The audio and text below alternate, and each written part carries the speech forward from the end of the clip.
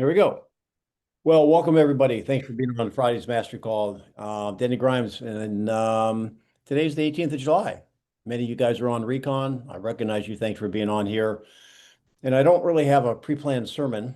I don't want to go down a road. I'd rather be on a road that you want to be on. Although I will have a very high standard of high grit of polish, if that's okay. I mean, I feel like you're here for a reason. I want to make sure you walk away learning something. So we'll do it the same way, Louise. You can kind of control the control tower, put something in, and uh, and I would encourage you guys that are not participating in the role play. The best way you can learn is to listen better, which is this is the National Day of Listening, I guess, is to take notes. If you're sitting there with a notepad, listen to the role play and imagine you were having the conversation. Listen for the off ramp. The off ramp is going from your conversation and your pre-planned quote script to their conversation. And when you get on their road, it won't be near as bumpy. So who's first, Louise? We don't have any hands up right now. And Christine and I have had a conversation. We had a conversation earlier this week about for sale by owners. And I posed this, or I had this like epiphany, if you will. Okay. I believe that more times than not, a person chooses to sell the home themselves for one of three reasons. They've maybe had an unpleasant, unsavory experience in the past with an agent, or they'd like to save some money, hence bypass the fee of the listing agent. And then this is like the latest that I had, that they were actually interviewing for agents. And it's easier for them to attract many agent calls by putting a for sale sign in their yard versus going through the white pages, the yellow pages, and calling an agent, randomly picking them. Okay. So with that, a call How to does a that how does that affect your conversation? it was I was compiling or preparing a bull ride, if you will, for a for sale by owner. And are you proposing to use those one to three things? Hmm. You're breaking the rules. I'm breaking the rules. This is an Yeah. outgoing call. This is outbound call, right? So let's hear your bull ride. Okay. All right. Christine, I think she's ready. You're ready for me to call you, right, Christine? Yes. Okay. Thanks for pulling over. Ring ring. Hello. Hi, this is Louise with Keller Williams Realty. Thanks so much for taking my call. I'm calling about 123 Banana Street. Is this the owner? Yes. Okay. Hi. I noticed that the home was, and again, I'm Louise. What is your name? This is Christine. Hey, Chris. Are you calling about my house for sale? I I'm trying to sell am. my house. Yes, ma'am. Yes, ma'am. I noticed that it's listed for sale by owner, and the reason I'm calling is to ask, is it still available? Yes, Okay. it is. And Christine, if you don't mind me asking, I've observed over the years that more times than not, a person chooses to sell a home on their own for one of three reasons. May I share those with you? Sure. Okay. I've already lost Denny. He's high D, I know. But Christine and I talked about this, so we're going to go through with it. Usually, I find that if for sale, an owner chooses to sell it themselves because they've had a bad experience in the past, or they would like to save money on the fee to the agent, or even they would like to interview agents and they don't know who to interview, who to call, so they're letting the agents call them. Do one of those apply to your situation? Yes. All right, no.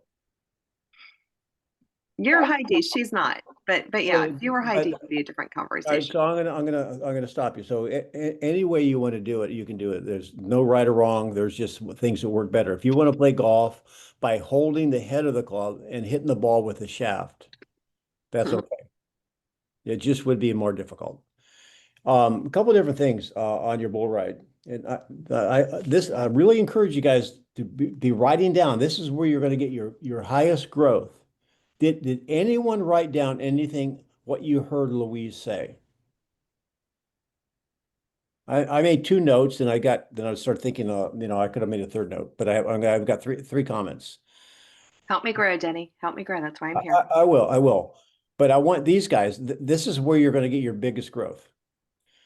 And one of the reasons I want most, I don't mind having outbound calls on mastery. Now she wants to experiment with a new bull ride, which is fine, but I don't want to hear your bull ride unless you've perfected it. All right, because you can do that on your own. You can shine your shoes on your own. Bad analogy. All right, here number one. Very friendly. And I know that you've already talked to Christine and she wasn't going to hang up on you. So that'll get you points. You're very pleasant on the phone. I wasn't, even in my deep personality, I wasn't getting like, oh, hang up on this lady.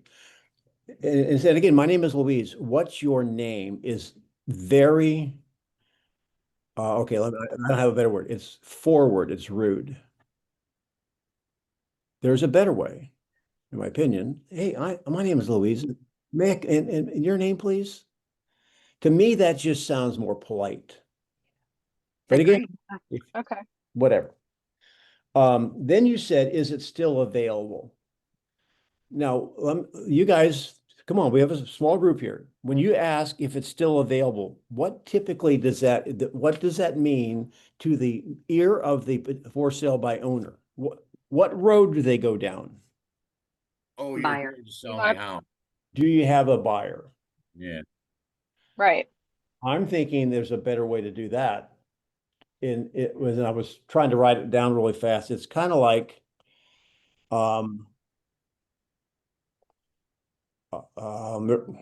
it'll come back to me in a moment. There's a better way of asking the question that does not come back to do you have a buyer? That would be typical the response. And the last point is this: we teach all the time, and this is what I said, we're breaking the rules. What data do you have to suggest that those three, and even if you had solid data, I believe the first two are probably, high probability, but you're trying to find an agent is probably a shot in the dark, but it's breaking a rule by giving them multiple choice. Why are you electing to do that instead of just asking?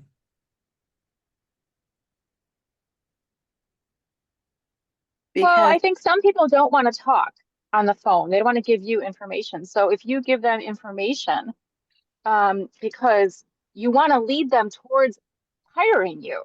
So why not say interviewing an agent? And then the light bulb might go off in their head like, oh, okay, yeah, I could be interviewing agents because I'm getting tired of this. Well, I would think that I probably would have never thought of that as an option for sale by owner. So if there were,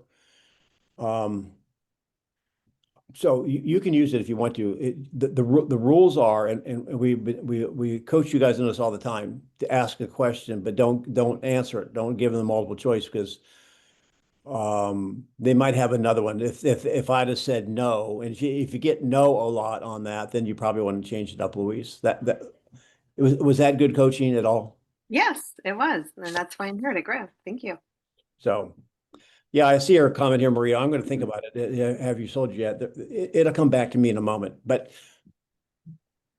that is where I have improved the most, you guys, and be able to help you is listening. And what's interesting is, and some of you guys are picking up on it already because you've already made some comments. Sometimes you talk, sometimes you put it in the chat. Like, for example, we were doing a role play with Louise this week, and she made a statement with an upswing, which led me to believe that she wasn't totally sure of the decision she made. That sometimes, and here's the, did I lose you? No. Sometimes we just need a very small crack. It's like you get a mouse. You get a mouse. I mean, it runs under the covers and then you can't find it. I mean, you just need a small hole. That's sometimes all we need to take the conversation to the level. So do we have any hands up yet, Louise? Oh, yes, actually we do. Jesse is curious, Denny, on how you would handle when a for sale by owner requests email proposals and will not meet in person. Great question. Okay, all right. So we're on the phone, and you've got the point. We've got through the bull ride, and you tell me what, Jesse. Well, I'd had multiple conversations with them with follow up, and then they send me a text, hey, send us an email. We're looking. Okay, So, let's role play. okay. So I'm calling you. No, I mean we've had a conversation, and now I'm saying, okay, hey, can we have it? Is it worth 15 minutes for us to meet? Okay. Is it worth 15 minutes for us to meet? No. I'm the You're agent. you're Oh, the for sale by owner, Denny is okay. the agent. All right. Would it be worth, um, actually, Denny, if you'll just email me over what you'll do for me. We've already got pictures paid for and we've got a closing agent already. So, we don't need you to pay for those. Well, if you have all that, why do you need an agent? Well, I mean, I'm just curious. We just want you to email what you'll do for us. We're interviewing different people based on what they say. Um, the house hasn't sold. We've been on the market for 50 days on our own. But okay, all right. So the first thing I'm going to do is I want to get clarity. However, obviously he's a high D. He wants me to put something in writing. So the best thing you can do when you're working with this personality is buy some time. Okay, well, I hear you on that, Jesse. So you mind if we spend just 1 or 2 minutes so I have a little bit more clarity on what you're asking for? Is that okay? Yeah. Yes. Okay. Yeah. Now, here's the beauty in that, guys. Get in the habit of doing that. Now, because right now, up until that time, you don't know when their macaroni and cheese and the smoke alarm goes off in their house and they hang up on you. However, what's the probability they're going to hang up on you now that you bought a couple of minutes? Much Not less. great. So now you can be human. Okay, all right. So here you said you've got a closing person already lined up, Uh, and what else did you say? we have photos. We already have professional photos. Okay, well, so I can now I'm making it to him, so I can tailor my proposal to what you need. What's the gap? You've got somebody to close. You got photos. You need somebody like to let people in or something? What would you like to hire the agent to do? Um, yeah, Stop just a second. Yeah. What did I do? Got me thinking, put me back on my heels, kind of. A little bit. Now, I have gone on a listing presentation, guys, where the high C personality has pulled out his little spreadsheet and he's got his questions he wants to go through. However, I bet most people that the D's are not C's. I bet he hasn't even thought about what he wants on the proposal. And a lot of you guys, maybe if you had this yesterday, you would send them a proposal, but imagine someone is redoing and remodeling their home. Hey, listen, I've already got carpenters, I've already got electricians, send me a proposal. What's going through your brain? I don't know where the gaps are. That's like me, somebody telling you, would you please build me a set of cabinets? Okay, I'll send you over a proposal right away. What type of wood? What size? How many? Talk to me, you guys. Talk to me. Are you hearing me? Yes. I mean, all right, I know you're hearing me, but what are the rest of you hearing? Think of the hot dog we talked about earlier this week. What do you want on your hot dog, right? Exactly. Well, I use the Uber driver. Hey, take me to Boston. Okay, here we go. Woo. Get out. Scott, I tell you, we're gonna have a drink one day. You're Mr. Happy. So y'all getting that? You all getting that? So okay, let's go back to role play. So all right, so where do you need the agent's help, Jesse? Just kind of everything agents do, let people in the house negotiate for us. We think we like our price already, and we already have marketing photos. Okay. So, um, you know, I don't think agents do that much anyway. So we just want to get it on the MLS. Okay. Well, now that's not surprising. All of a sudden, maybe the truth comes out. Now, here's the thing. When you have conversations with people like that, is that conversation a little bit out of the box? You don't get that very often, correct? Correct. It could be worthwhile or not, but are you not in your mind attempting to evaluate, is this going to be a good use of my time to do this for this client? Yes. Does it also go through your mind that maybe if they're this difficult to begin with, they're going to be difficult down the road? Yeah. I mean, ladies, if you're dating a guy, you know he likes to bite his toenails in bed. I mean, that might be a turnoff to some. Well, this particular person had said when we first spoke that he'd read about the NAR settlement and he thought it was completely unethical for sellers to pay buyer's agents. And so when they asked me for this proposal, that did go through my mind. Do I really want to work with this person? But he was also a musician like me, and we kind of connected on that. So Okay, so that part is easy. Okay, so all right, so here's my skill. You have great photos? Okay, I can get great photos. That's not a problem. You have somebody who wants to close? It's not a problem. However, what you're saying is you've got a good boat. You've got a great boat. That's your photos. And you've got someone that basically will cook your fish if you catch them. So you need to hire someone to go out, find them, catch them, and bring them in and make sure they're legal. Right? yeah. Now, I made that analogy up on the fly, which is what I want you guys to learn how to do. Now, Jesse, I don't want you to answer. I want someone else to answer this question. What went through your mind? If you were the seller on that, what went through your mind? Or what do you think my intent was to go over that analogy with him? That I don't know how to fish. Okay. There's value in what I do. Yes. What else? I don't know what to do when I got an offer. Well, yeah, so that's true too. Here's the thing. Can anybody buy a boat? Yep. Yeah. Can anybody have a cook to catch the fish? What's the difficult part of the whole thing? Getting the fish. Skill, negotiations. Finding the fish, getting them in the boat, and keeping you legal. So what I've attempted to do is kind of like, using Jesse's term, put it back on his heels a little bit, or better yet, here's the better thing: stand up for my expertise. In other words, I'll give you 5 points. I'll give you 5% credit. You have photos. Anyone can do it. Any professional can do that. I give you like 2 points for having a closing. There's a bazillion. You want a proposal on the 98% or 93%, correct? Yes.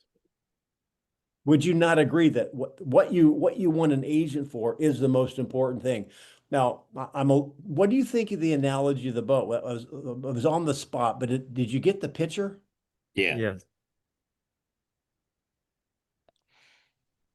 So then I'd say this, okay? My fee is 3%.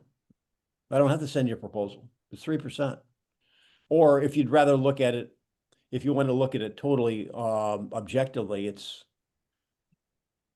I could say free. Or if you think he may not like that, but they asked me, I had 50 people in the class here I just taught in this retirement home. A lot of them are trying to sell their homes. And they asked one guy, and when I'm done, they asked me what the fee was, a range of fee. And I go through the typical, like, no set fee type thing. And I'll say it's 0 to 6.5. Like 10 people said 0. How about that?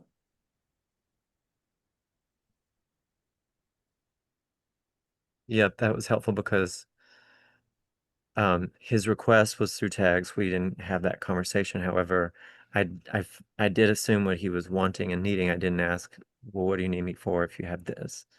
and that could have led to some further clarification and had me stand out. They ended up hiring someone he knew from 8 years ago they actually worked with, but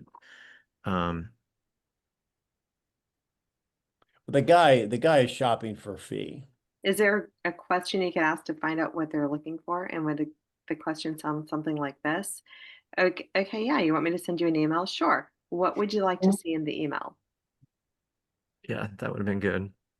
I originally asked, can you hop on a Zoom for 15 minutes? He never responded to that. So it was over 4th of July weekend. I was like, hey, I'm working on something for you over the weekend. I'll have it to you Monday.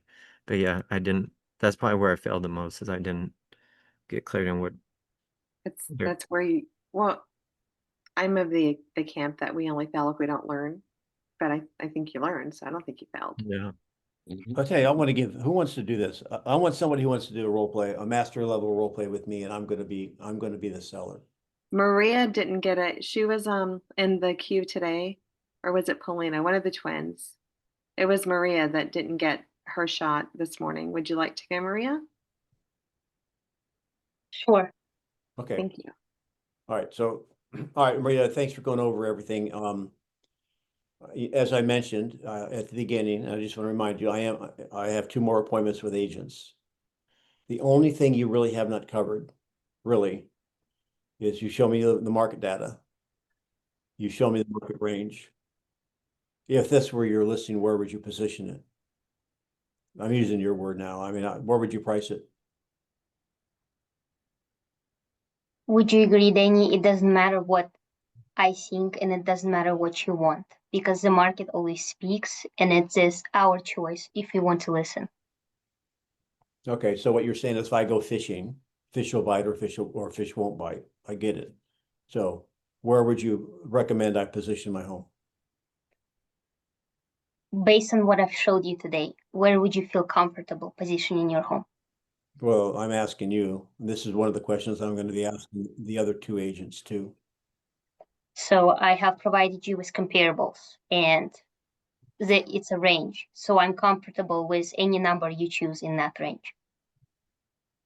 Okay, so you said it would be 750, 800, correct? Yes. Okay. So you would recommend I be anywhere in that range? I feel comfortable if you feel comfortable, because like I said, the market always speaks. And would you agree, Danny, if market says no to 800, it will probably say yes to another number. Would you agree with that? If fish bite or fish don't bite. So, okay. If you were a seller, I'm asking other people in there, how do you think that would work? What do you mean? Well, would anyone handle it differently as the agent?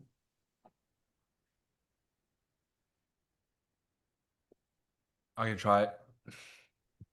All right, go. So Danny, by looking at this information together as a team, knowing what the other 2 sold, as I show you, how do you think it would serve you and your benefit to list at this price when you know that you need to be out in Texas in 100 days? Well, you said that was what you showed me, 750, 800, that the one you're talking about sold in that range. Correct. So I'm asking, this is on my checklist. It's my pilot's checklist. What number would you recommend we start at? Again, it's between 700 to 800 range. Now, 750 to 8. Okay, 750 to 8. However, we know that the other 2 property that are being sold for 700 and 650. And then we already went over the difference between those against your property. So knowing that you want to be in Texas within 100 days and knowing all those 2 data, I want you to wear a buyer hat as right now. And what do you think is a realistic goal to list your property right now? Well, I think there's an echo in here. That's just what you told me a minute ago. This is I'm asking every agent I meet with. And you said it's okay. You can say you can change the range, but it's 600. We said 750 to 8. So you said there was one that was under 750. where would you recommend I position it? Now, I'm going to stop for a moment. I've had sellers, and if you have not, you will have sellers that were going to be pressing you on this, right? Oh, yes. And so what you're attempting to do is not answer me. Yeah. But they'll press hard. So are you Denny, I'm curious. What is the decision you're using what are you looking to hear? What is the question I'm trying to ask? I'm trying to ask, how are you deciding on the agent you'll select? Is this going to determine the agent that you'll select, the list price? It'll go in the blender. Okay. So if an agent tells you $1 million, would you hire that agent? I mean, That's the highest list price that you will have heard. it's not a bidding war, Louise. It'll go. It's a consideration. This lets me know kind of what how savvy they are. So I'm trying to find. So if you're asking me if I'm going to go with the highest bidder, no, that's ridiculous.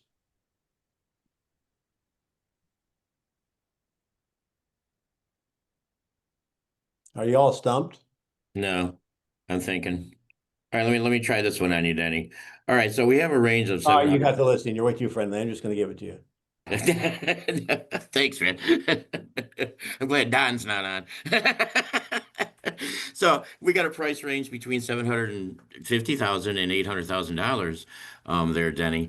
I would suggest we would hit we'll split the difference there and do 775. That way we can pull up our 725, 750 market and then bring down the 800, 825s to get a good deal. Does that make sense? Okay, well, thank you for letting me know that. As I mentioned, I have 2 more interviews scheduled, so I'll get back to you. Does that sound like a reasonable, logical answer? It sounds logical. Okay. That's what I was thinking of on that one. You guys are stumped on this. Denny, may I be And- frank with you? Danny, I have another point I want to try. So Danny, And my clothes are going out of style. Let's go. Danny, you mentioned about those 2 interviews. And then I would assume that your decision will base on the pricing strategy those 2 agents gonna give it to you. Is that correct? What do you mean by that? What I mean by that is, let's say whenever you ask the same question to those 2 agents, let's say one agent is gonna give you an answer of 800, and the other agents give you an answer for 850, and I'm giving you this range. And then how are you making your decision based upon? Well, it will be, all I can say, Fan, it will be a factor. I mean, I want to know where your head is on this. I mean, I want my agent to believe. I want my agent to, have a little bit of, willing to put himself out there a little bit, not just hide behind, whatever you think. I want my doctor to get me better. I want my doctor to tell me what I need. Of course, Danny. I'd rather earn your business with integrity, straightforwardness, rather than earn your business with something that I promise to do that I can't be able to do. However, by looking at this data, the inventory was X last year, now it's this. And the demand is X, now it's this. When inventory goes up and demand goes down, what typically happens to pricing in those scenarios? Well, I think you're getting, way too, remind me, I'm in my econ class in college. David has his hand up, David Bachman. Yeah. I'm getting something here really fast. But keep going, I can hear you. Go ahead, David. All right, so Danny, so after everything we reviewed, here's the range of the properties. Where do you feel that we should properly position your property to get it sold? Well, I know. I mean, we're kind of picking up from the conversation we've had. We've already gone through that. You said 750, 800. I got that. I mean, I looked at the comparables, and my bird bath is as good as their bird bath, etc. But I'm asking you, tell me where we should strategically position it. Okay, fair question. Remind me again, Denny, how soon do we need this property sold? Well, need is not the right word. I mean, I'd like to have it sold inside of 90 days. Got it. And remind me one more time, when we do sell this, where are you moving to again? We have a house on Lake Erie. Got it. Got it. So again, I mean, anything in this price range, right, will sell. The question is how soon and how much you want to be able to get for this property. We know that the lower we price this property, the more eyes will draw on the property. And the goal would be is to drive that price up and get you as much as we possibly can for it. Well, you guys are, you guys are certainly way ahead of most. So would you like to hear how I handle it? You can tell me what you think. Sure. Yeah. Yes. So finish with you, David. You're asking me. All right. So great question, David. You did say you have 2 other interviews, right? Yeah, that's correct. I'm seeing 2 other agents. All right, cool. Well, okay, so I'm not going to get into specifics, pricing, the strategy of positioning, until you make the decision to hire me. I'm happy to tell you I'm happy to go over my methodology, but I'm not going to get into strategic positioning because if you're not going to hire me, what difference does it make what I think? That's fair. What could be another response from the seller? Well, I'd like to know your number first before I go ahead and hire you. Well, I got that. That is a fair statement. So let me ask you. If we can agree on a number, if we can set that aside, if we can agree on other than price, assuming we can agree on the strategy, are you ready to move forward with me? Yeah, I am. Okay, all right. Now I would be harder. I'd say no. I have 2 more interviews. Okay. Okay. Yeah, 2 I'm more sorry. interviews. I want to give these other 2 people a chance. I want to see what they have to say. Okay. Have a conversation with them. If you want to get back together, if you think I'm the best agent to have you, for you to hire. And again, it's all subject to us agreeing on the conversation, but we'll have basically the knuckle bump before I get into my expertise. Is that fair? I'm getting a call from Egypt. I don't know why that is. Maybe there's in Egypt and Ohio. Now, so let me stop here a second. What do you think of that? Can I just clarify one thing? Sure. So you're saying that you would walk away agreeing that yes, he agreed that that you're the right agent for the job. If they insisted on seeing the other 2 agents, you would at that point go ahead and walk away and let them interview the other 2 agents? Yeah, I would go through how I would handle the pricing, and I have my graph, my point A, my point B. If you're going to miss the market words, you want to miss it. I'm going to walk them through my methodology. Or no other agent will do that. But I'm not going to get into specific positioning. To answer your question, if they're going to interview, no, I'm not giving my expertise away.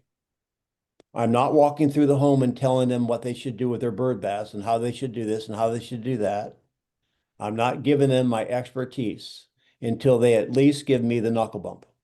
But you're still going to review the pricing strategy. But it's not specific.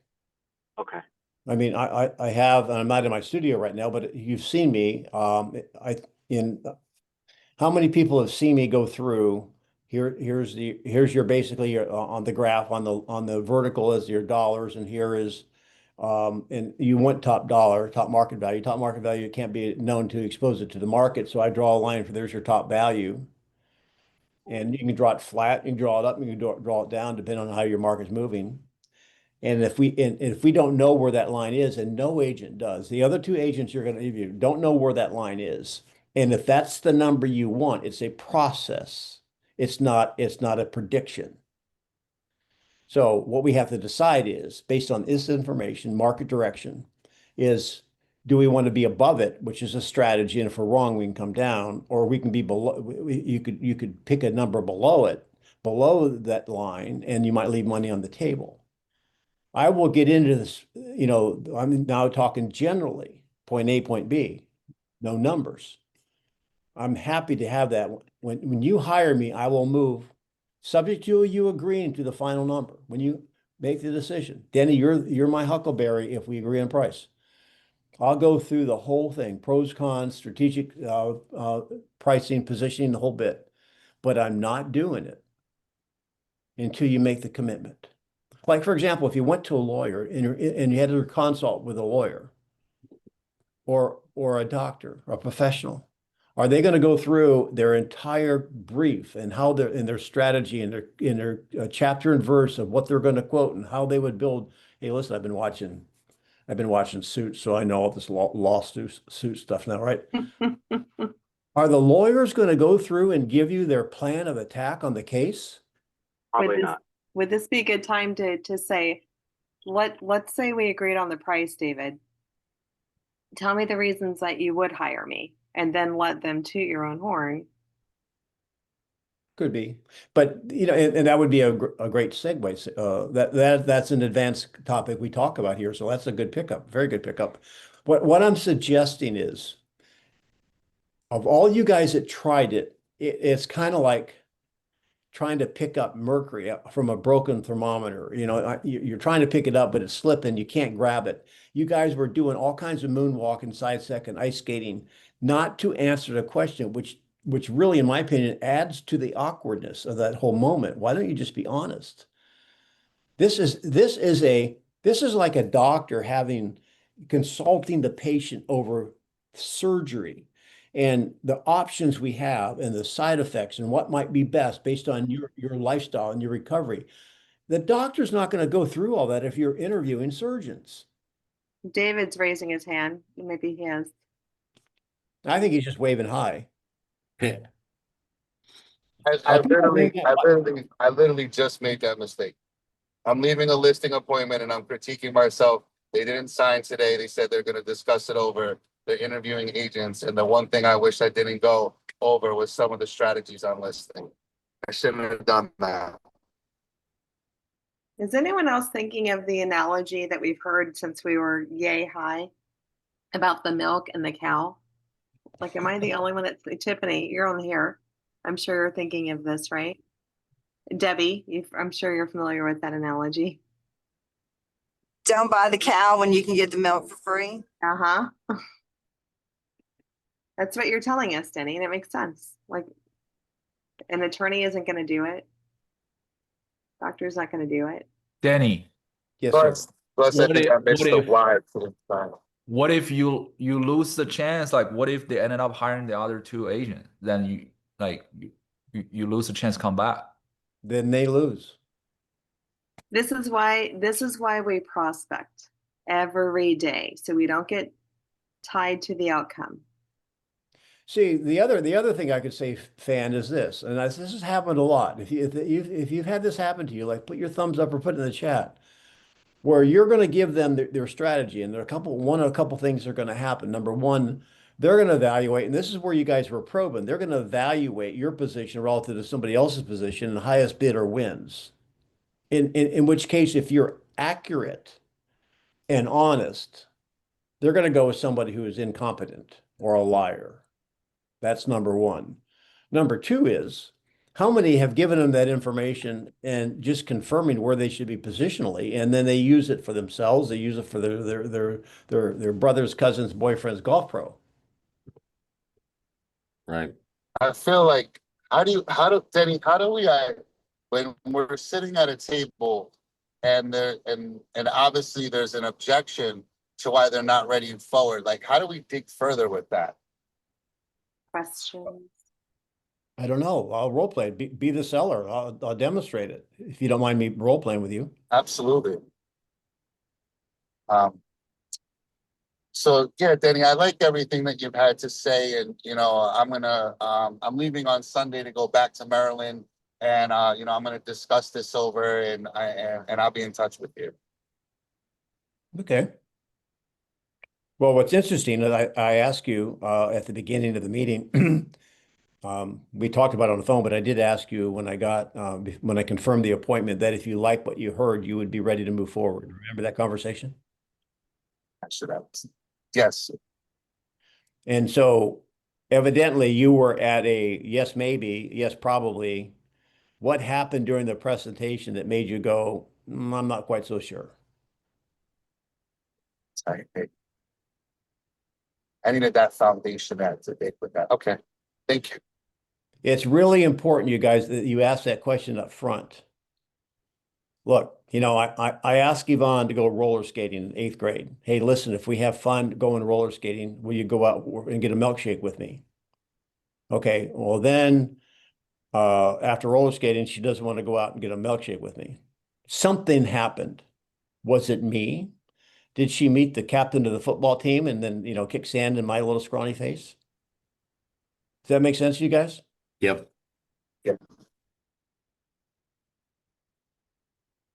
Yvonne was my first girlfriend who dumped me.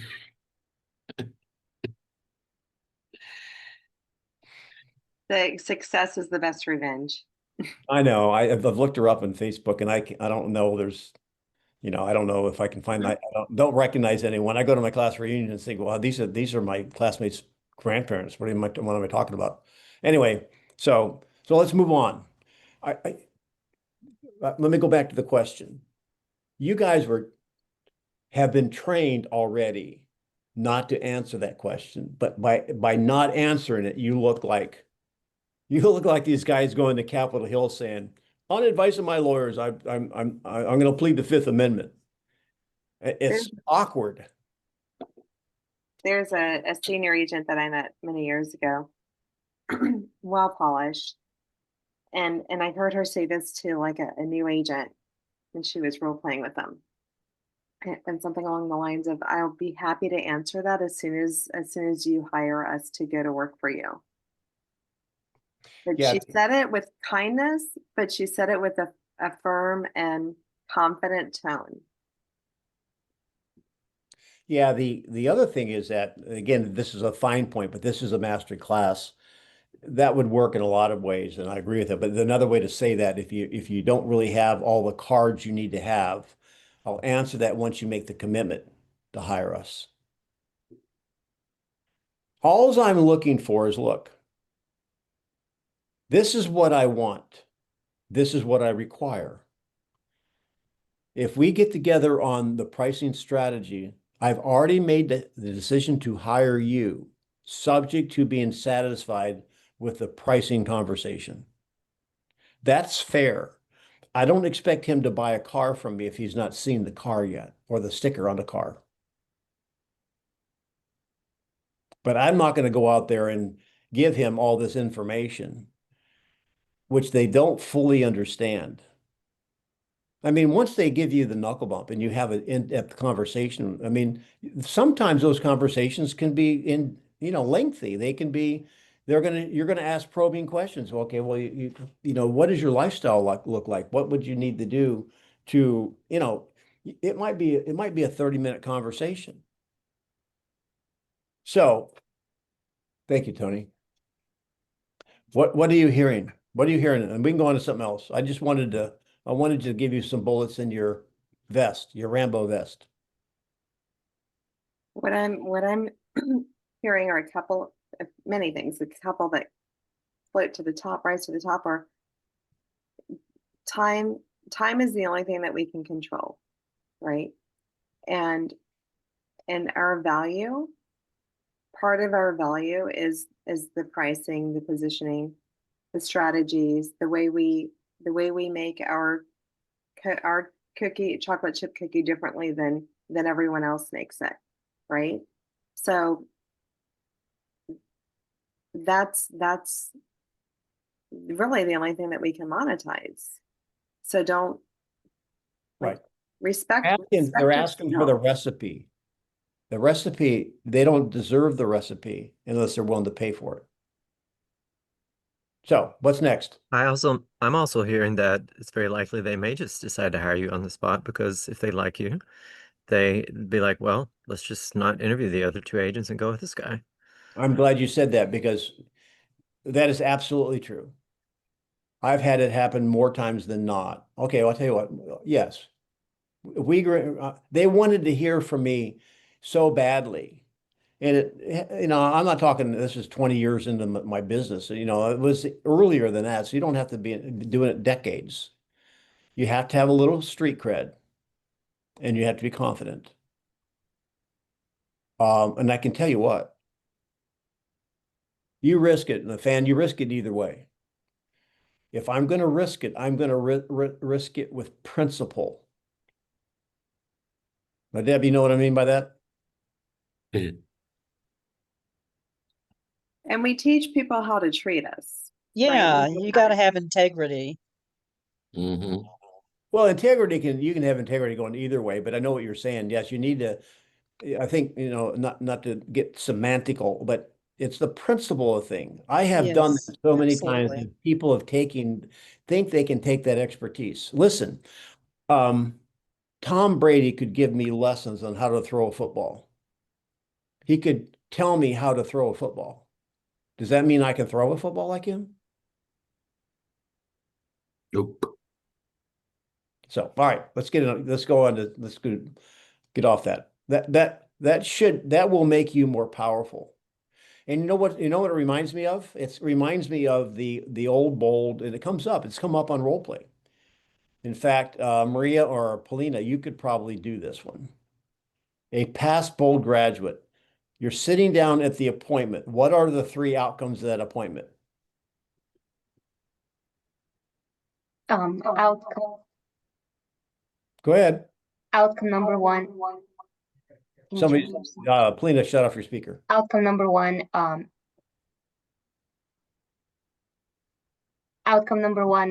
you like what I bring to the table and you will choose to hire me. Outcome number 2, you may not like what I bring to the table and we will part as friends. And then outcome number 3, I may realize that I'm not able to meet or exceed your expectations, so I will walk away. So Yeah. I don't let you down later. Right. So is it okay for us to have high standards? Yes.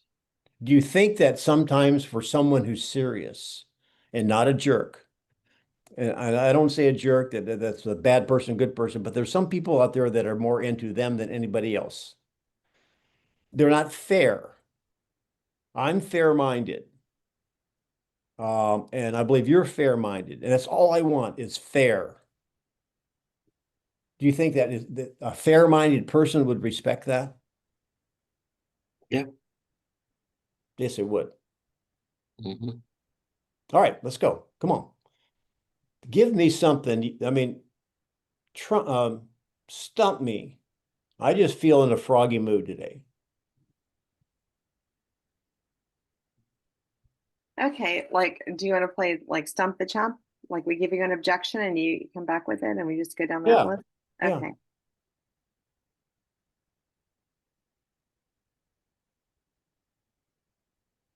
Dan, you Yeah. posted an objection in the, Yeah, sure, Danny. In the chat. I got one. Go. So here's the thing, Danny. I don't feel comfortable to compete against all those property as we're resale property. Then there are three new build community that are around us that they offer all those incentive, and of course I don't want to position our property to be at like a giveaway price, and then all those builders, they're giving great incentives, they're giving all those closing costs, low interest rate. Like what do you think? I mean, I like what you said, but I feel like this market is against us. Okay, then why do you want to sell? I gotta get it sold. I gotta move to Texas. Yeah, you grade me on how many questions. This is going to be like, what's that one game, 21 or something like that? All right, you got to get to Texas. Well, okay. Well, then if you don't want to compete with the builders and you got to be to Texas, what other options are you considering? I want to sell, but like I want to hear what you like. How you gonna deal with the situation? We have all those competitors, You know, I mean, we can't position the property so low, right? Like how are we gonna compete with all those incentive? Like what's give me. I mean, you're the agent and you know everything, right? Like You know, this is so this, I mean, you guys, I want you, and believe me, this is not self-serving. I want you to understand. You should know me by now. I want you to get to the point where I am. I am not bothered at all by what he's saying. And there's more than one way to do it. So I'll use my method and you could have a different method. But here's the issue. Number one, I'm at this appointment because I want to be there. I'm agnostic. I'm teleprompting. I'm John Gruden. He can't hear me right now, but I'm letting you know what's going through my mind. The first thing I did, what? I took it away from him. Well, why are you selling in the first place? Rather than try to talk him into it, I'm really trying to talk him out of it. What did he say? You have to get to Texas. Operative word there is need. Now, then, all right, what was my next question, guys? How soon? Was it how Ways. Yeah, how soon do you need to be there? No, I did not ask that. I purposely didn't ask that. What's your plan? What's your plan to get there? Well, similar. I said, what other options you consider? Other options you have, yeah. Okay, now he's coming back. Now you're tracking with me. I already have what path would you take now?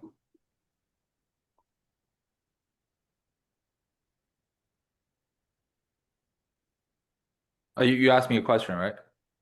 I haven't yet, but no, you're not even there. You're not allowed to talk right now. I'm talking to all my Jiminy Crickets that are on my shoulder. Where would you take it next? What happens if you can't? What happens if you don't get there? Good one. Yeah, but my style is a lot more, I do a lot more parallelisms. All right. So when you go to Texas, you're moving to Texas. Do you have a home there yet? No, I'll probably need you to refer me another agent. Sure. And where you're going, do they have, are there builders building new homes there?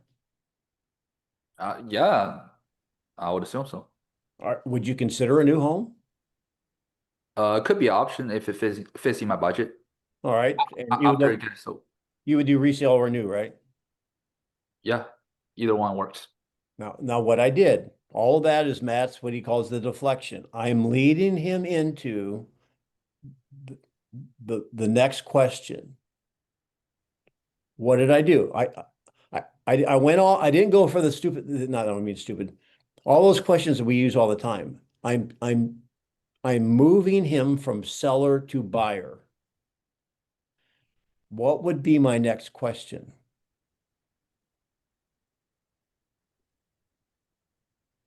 What would cause you to buy a resale home over a new home in Texas if the builders there are offering the same incentives as the builders here? Bingo. You see what it makes him do? Self-discover. There you go. All the other stuff. I mean, I'm not saying those questions you're asking wouldn't be good. What if it doesn't sell, blah, blah, blah. But like, okay, so how would how would a resale, oh, you know how, get this. You know what the builders will call your home? They'll call it a used home. Oh, you want to live in a home where someone's clipped their toenails on the carpet. 10,000 bird bath. You heard it here. Now, hey, listen, I've sold new homes for 15 years.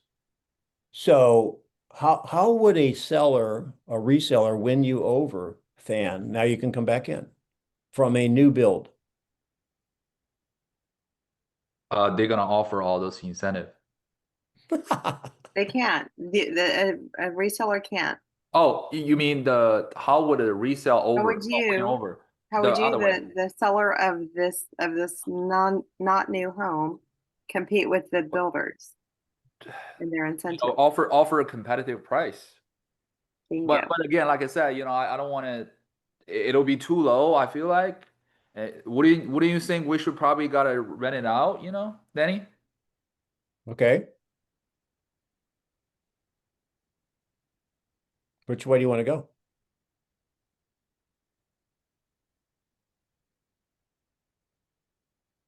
Did he say I rent it want out? I want to build a generational wealth. Okay. Then does renting work for you in the move? You tell me. I can't tell you that. I mean, your budget and all this other stuff. Does it work? I mean, But if I thought you come in with multiple options for me, right? well, I'm trying to walk you through, but I don't know if renting's the best for you.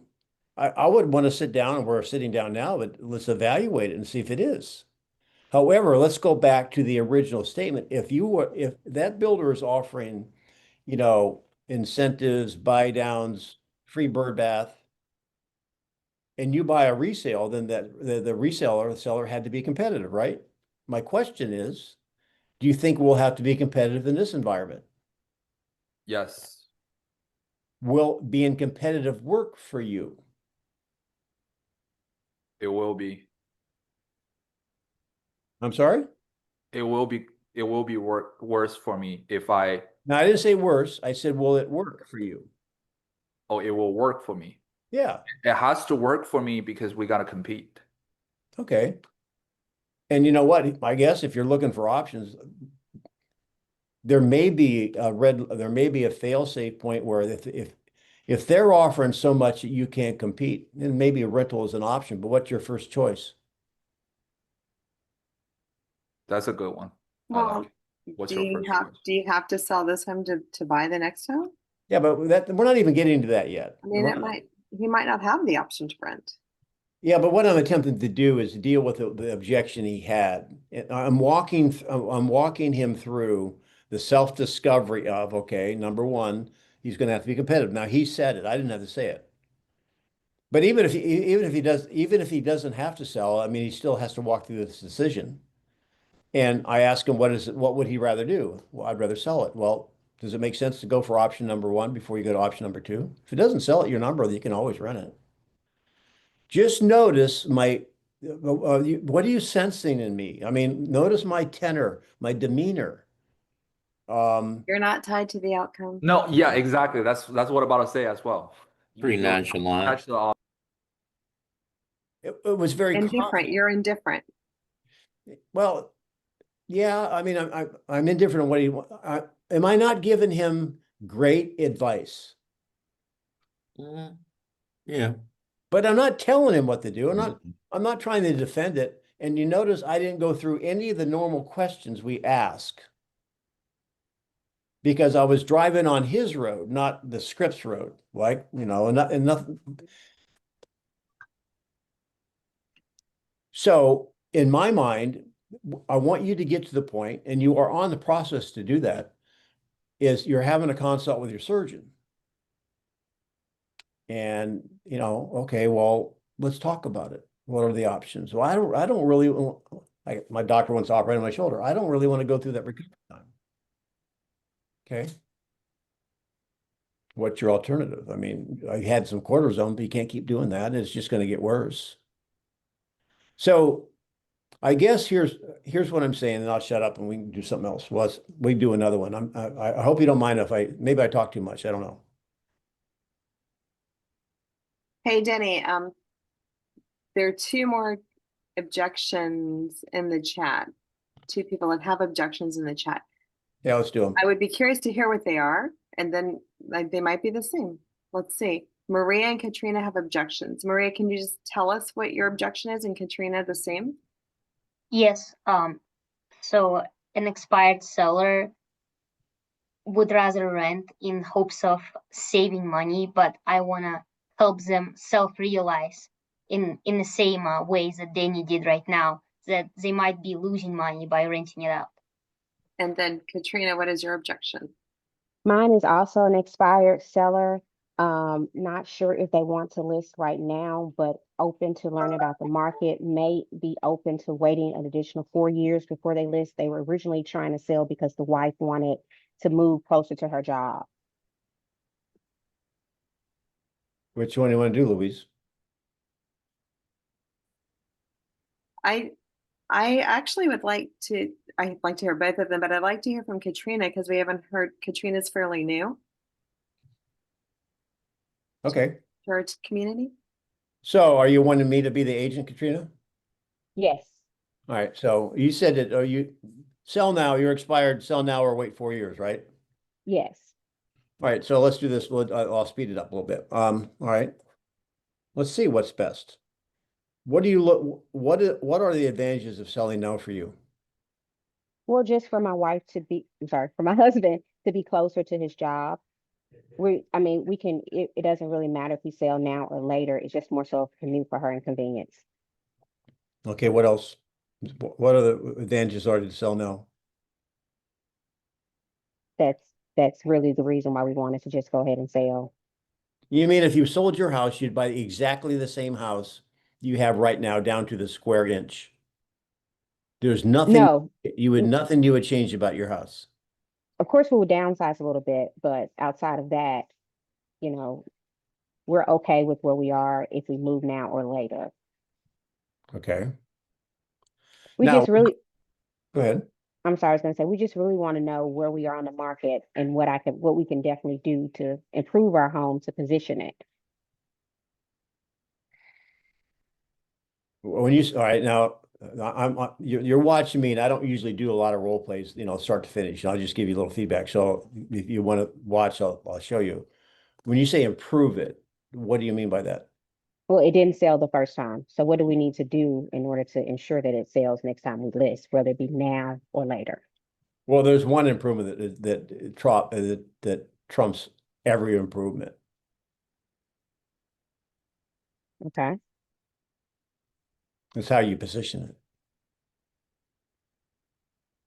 So is that in play? No. Okay.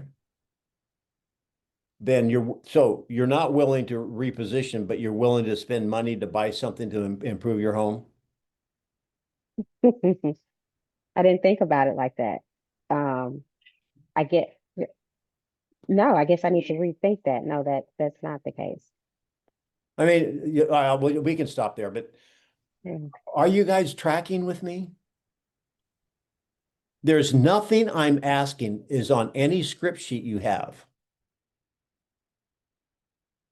So one of the things that we should probably do, Louise, on this is, you want your conversations when you make your outbound calls, blah, blah, blah. But when you're sitting at a table with someone, you don't have your cheat sheet. It's all about common sense questions.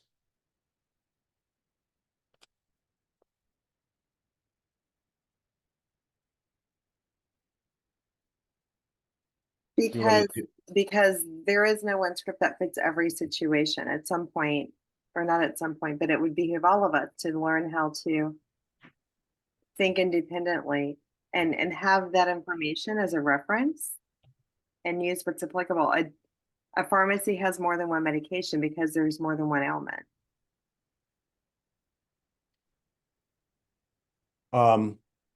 What's interesting in what we do, guys, we're talking to sellers. Buyers is another thing, but we're talking to sellers. The fish are always under the boat. They're always under the boat. And repositioning is all about lowering the bait. That is the only remedy. So our skill level increases. Here's the thing. Let me say it this way. There's only one song there's only one song in our hymnal. We have to learn to sing it like 50 different ways. So playing devil's advocate, if the fish are always and I believe the fish are always under the boat. I believe it's more than price though. Otherwise, the agent or the seller would just list it for the price to catch the fish and hire the agent with the lowest fee. So there's more to this, to our skill there's more that we offer than just positioning the price. Like what? Well, to get a property under contract is, believe it or not, easy. To get it to the closing table is what is challenging. And that's where our skill shines, when we're able to overcome the hurdles between the contract and the closing. To get the contract, there's nothing else other than price.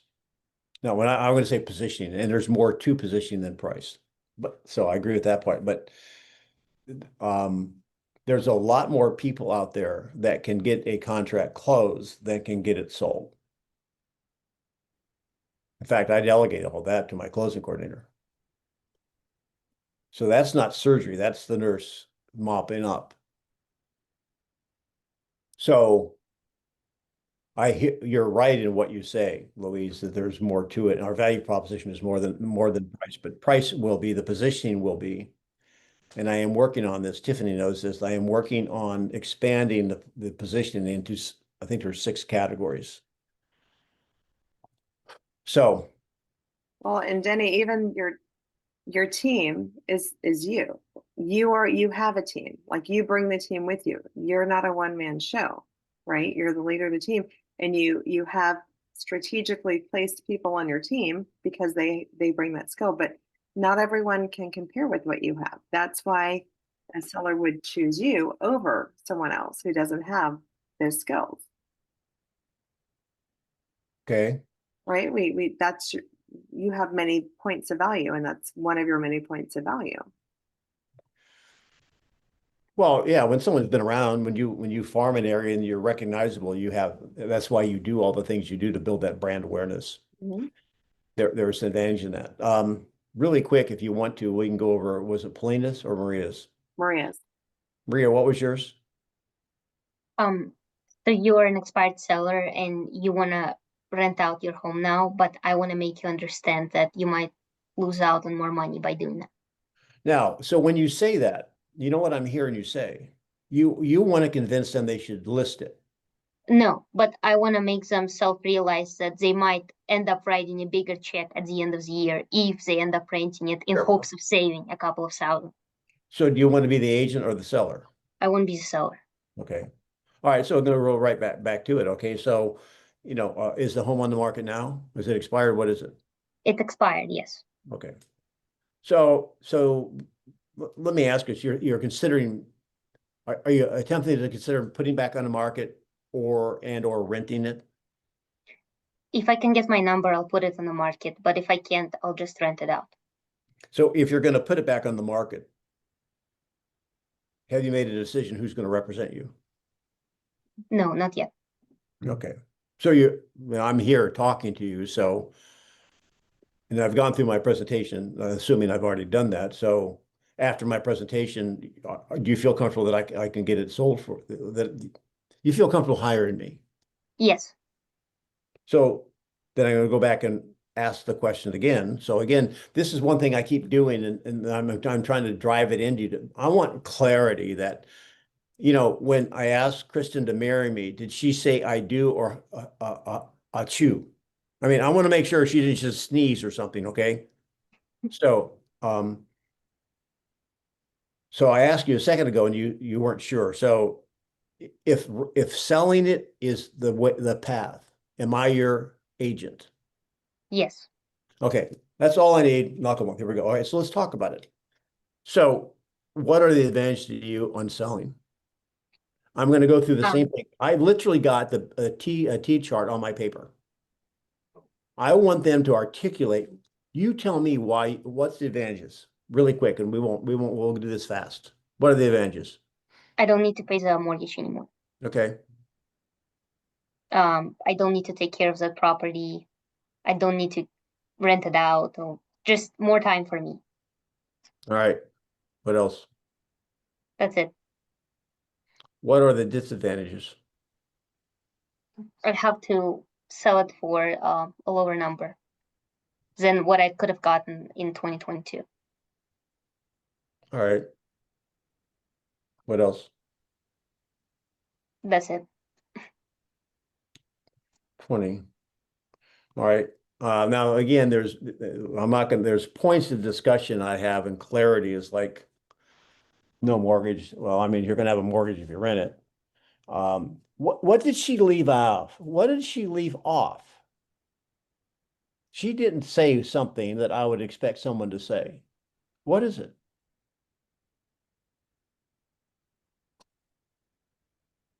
All right, so if you sold it, what would you do with the money?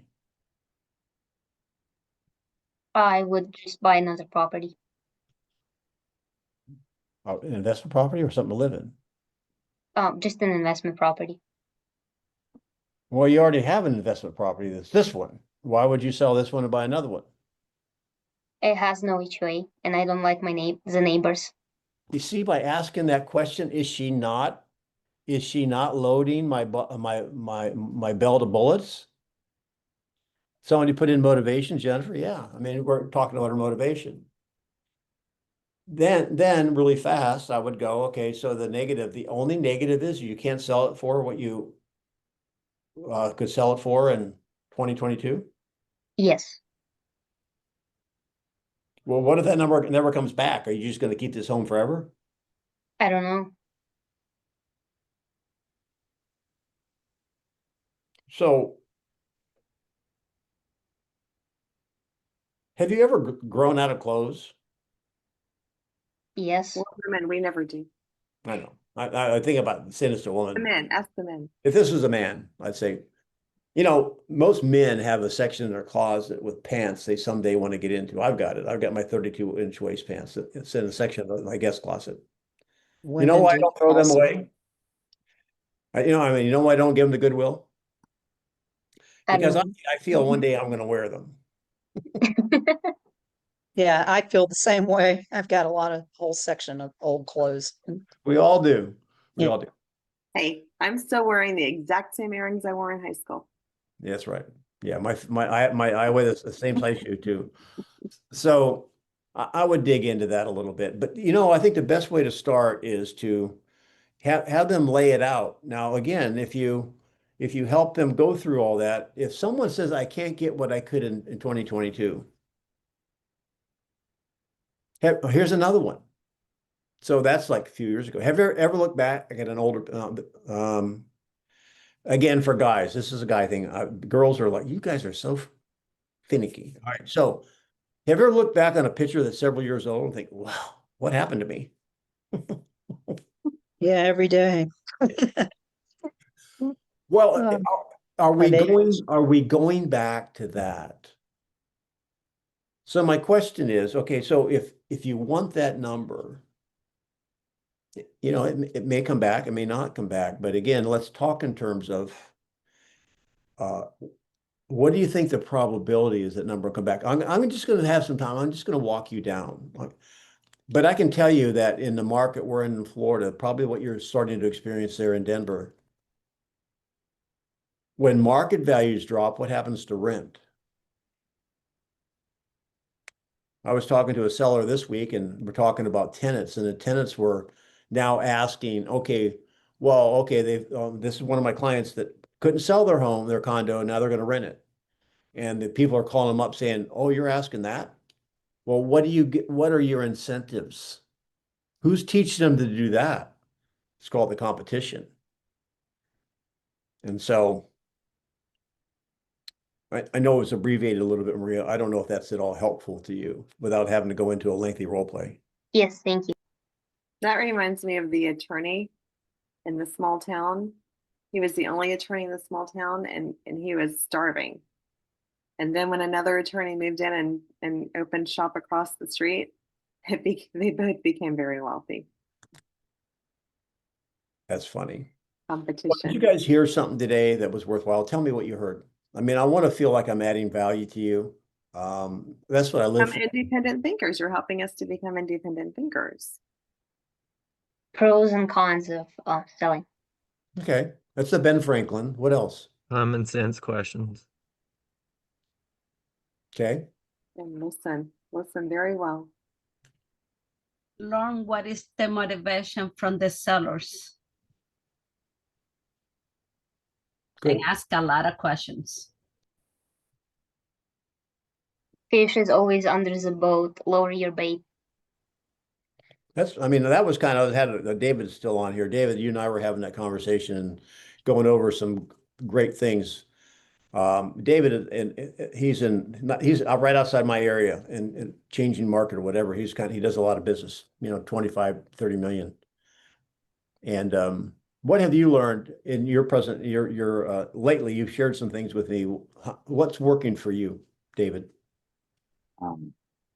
I just being active with sharing market updates, and I've been working hand in hand with Denny on communicating with clients and analogies, removing um, any emotion towards the outcome, but helping them see from different aspects and different analogies on what's going on in the market to help them make decisions. And that communication and servicing has been made a substantial difference in just production. He came from a barber, a professional barber. Now, what do barbers do? I mean, they're like bartenders. Part of the art of the barber is a conversation. So David was coming from and using this, and he and I have never talked about this, but this specific thing, but he was a talker. And so what we've had to work on, and Jesse, you'd get a kick out of this, is talking less and asking more. Isn't that right, David? That's what I just did wrong. Literally left the listing appointment and I was really upset with myself. It was just a hectic day and I went in and kind of reverted back to just saying things. And I honestly believe if I would have stuck to the structure and took a 10-minute pause before I walked in there and asked the right questions, I would have isolated what I needed to know. I would have got her objection and would have been able to get through that and would have been got the listing. So it's okay, but yeah, I will always struggle with. No, you won't. No, yeah, I'm working. I'm doing a good job of asking more questions. Good. Thank you, David. Anything else? I mean, I've got 15 minutes before I have to leave. So I've got a balance. So you guys yeah, have a good thank you, weekend. Louise. Thank you, darling. But I don't have to leave. If you got something else you want to talk about, I've got 15 minutes. I've actually 13 minutes. I won't keep you if you don't need to stay, but if you want to talk. Unattached to the outcome. Whatever you decide, I'm supportive 100%. I just think it's important that we don't, like, a lot of times we know information and we know what the market's doing, but I think it's just how do we communicate that with them with questions so that they see that. And because I'm just, yeah, like telling people something's going to happen and then it's like you're passionate about it. It doesn't connect to them the same way. I don't think anyway. Yeah, having been a former teacher, I've had to fight against that instinct to want to tell them things. I just need to self-discover, help them self-discover. And I love Denny's analogies, and I really tried to think of those all the time. What analogies, what parallels can I put into the conversation? Yeah. I've been practicing the pause and been able to what I want to say to them. I stop and then I say, how do I get them to say that? And then I think of what's the question that would procure that, and that's been really helpful because if they say it to me, it's a slam dunk. You know what I mean? Like if like when we isolate, like if we get them to say that, like I have to be at this job. Well, you're the one that's saying that. It doesn't matter to me whether or not it sells. You're the one that's saying the job starts in 6 weeks, So it's like, well, and then how do we get there? And then that's the part where we can help them. But it's getting them to interact. Yeah. I think, you guys, I see the growth in you. You guys, many of you guys on this call have been very regular, and I trust you're starting to, it's the 3 or 4 phases of growth. Okay. first of all is like you were doing presentations, had all the bad habits. Now you're learning new things. So the first phase is you'll, like David just said, I should have stopped. He realized after the fact he should be asking more. The next phase of progression in the process of growth is that you will recognize it while you're doing it. The final phase of it is you'll recognize it before you do it and not do it. When my parents divorced, so I lived with my mom, and my mom was not really church going, and my dad and my grandparents raised me were church going, and so I hung around the wrong guys in high school and learned words that I probably shouldn't say. But when I come down to visit my grandparents, you have to watch what you say, right? And it takes practice, old habits, right? And so I remember I was out fishing one time and fish got off the line, and I let it slip. No, my dad just kind of like heard me and didn't, give him credit. But you hear what I'm saying. It takes time. And I see that in you. And what I'm attempting to do, if anything, I wanted you to see how relaxed I am at the conversations. It's so relaxing when you don't, thank the Lord, I'm not like one commission away from going bankrupt, but you have to get to that point. But then it's really being relaxed conversation.